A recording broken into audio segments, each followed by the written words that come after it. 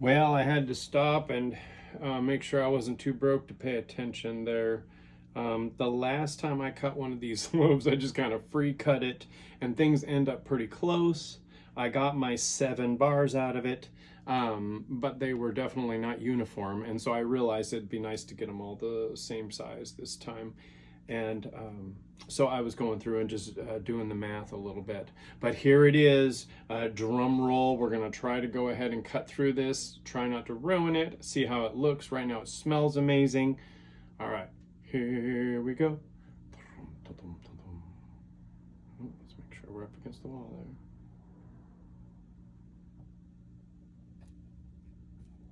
That went through nice. Can't be mad about that. Oh, that's pretty. So nice inside. Got the nice, pretty multicolored embeds. Some of the embeds actually have a nice swirl. And I like that the green of the leaves actually has a little iridescence to it. So when the light hits it, it sparkles. So I did a couple of the embeds just in the natural soap color that I use, and I think even just with the mix of oils that I use, just the natural soap color that occurs when I don't use any fragrance or any pigment at all. It's just a lovely color. I really take a lot of pride in it, to be honest.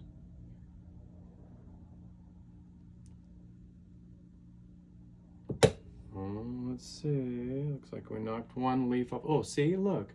So some of the embeds, like this one right here, I don't know if you can tell, but that was when I did a swirl for the lavender bar. I didn't actually put any of the lavender aroma, but there's a little bit of the dark purple, the light purple, just a tiny bit of black, and the lighter white in there.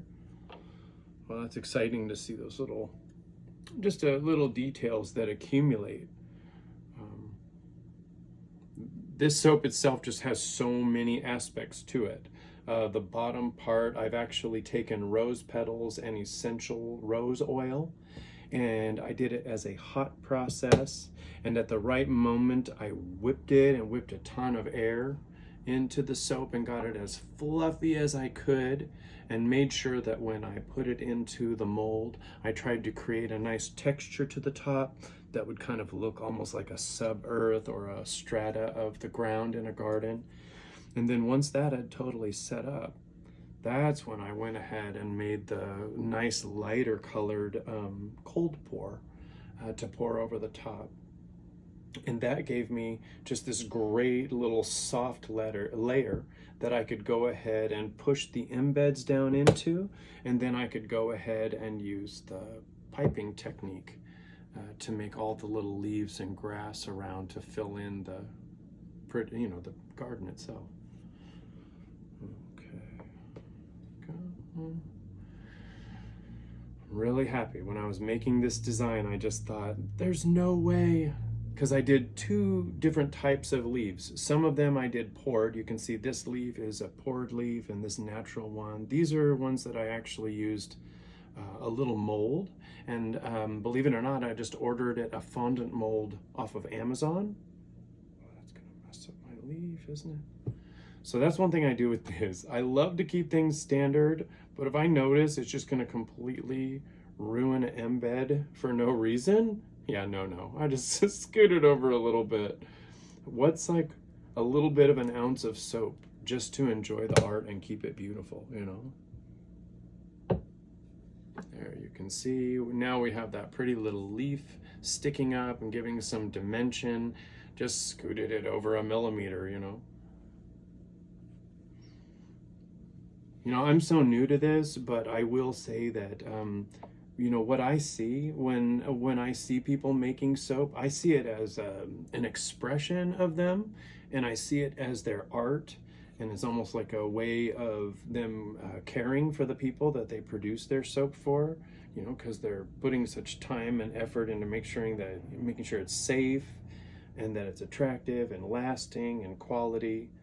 Okay, try and get right down the middle on this one. Here we go.